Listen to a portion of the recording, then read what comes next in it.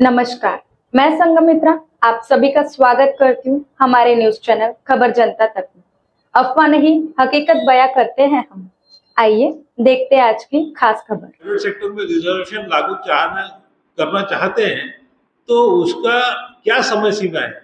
आप 1990 से प्राइवेटाइजेशन चालू हुआ, लेकिन रिजर्वेशन प्राइवेट सेक्टर में अभी तक लागू नहीं हो पाया है।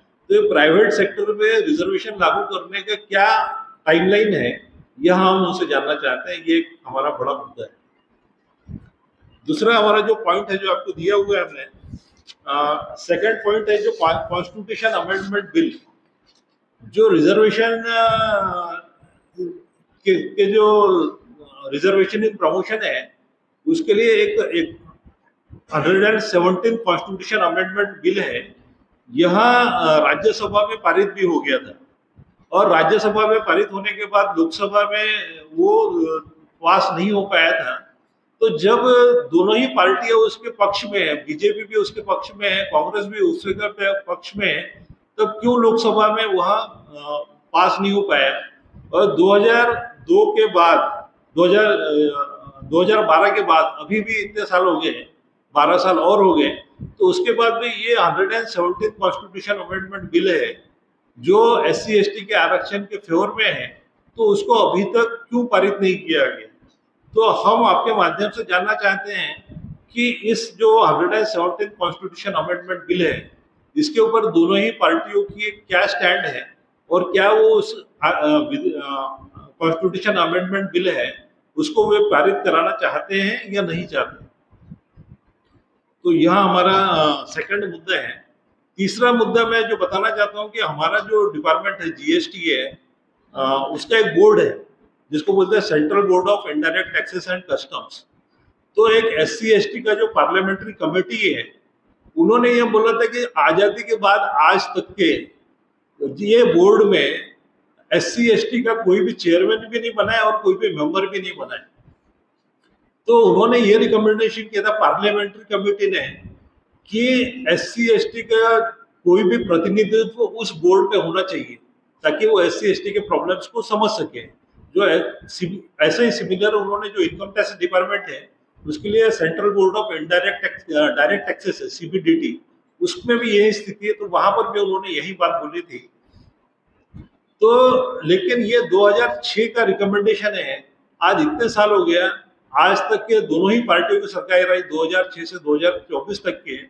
तो जो पार्लियामेंट्री कमेटी, हम छोटे मोटे आदमी ने नहीं बुलाए हैं, यह SC ST के हमारे जो पार्लियामेंट से उनका कमेटी है, और उनके कमेटी का यह रिकमेंडेशन है। तो उस रिकमेंडेशन को अभी तक भी ये दोनों ही पार्टियों ने क्यों उसको इम्प्लीमेंट नहीं किया। तीसरा चौथा जो हमारा जो पॉइंट है वह यह है कि एक जजमेंट है सुप्रीम कोर्ट में, जिसके बेसिस पर, जैसा मैं अभी समझो असिस्टेंट कमिश्नर बनता हूँ, और मेरे बाद 5 साल के बाद कोई जनरल कैंडिडेट अगर प्रमोट होता है और वो बनता है असिस्टेंट कमिश्नर, तो उसको सीनियरिटी मेरे ऊपर दे दी जाती है by virtue of catch up rule. भले वो मुझसे 5 साल जूनियर है, लेकिन वो जब उसका प्रमोशन होगा 5 साल के बाद, तो उसको सीनियरिटी मुझसे ऊपर दी जाएगी।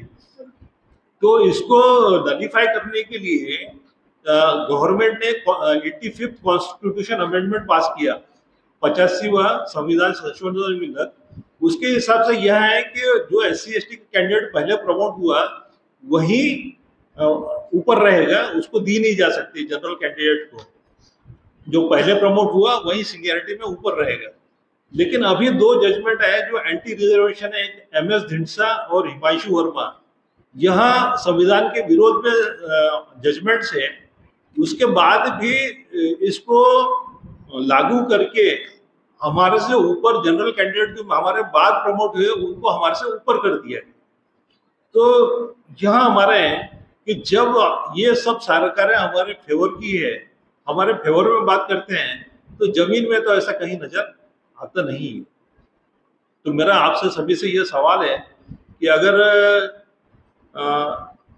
दोनों ही बड़े पक्ष, भारतीय जनता पार्टी और कांग्रेस पार्टी, ये 4 जो हमारे मुद्दे हैं, उसके ऊपर उनका क्या स्टैंड है वह स्पष्ट करे, ताकि हमारा हमारा हमारा जो बाद में जो होते रहता है वह ना हो कि भाई हमने तो यह नहीं कहा था, वो नहीं कहा था। तो अभी यह चारों स्टैंड। जुड़े रहिए हमारे साथ और देखते रहिए खबर जनता तक। अफवाह नहीं, हकीकत से रूबरू कराते हैं। लाइक सब्सक्राइब अवश्य करें। धन्यवाद।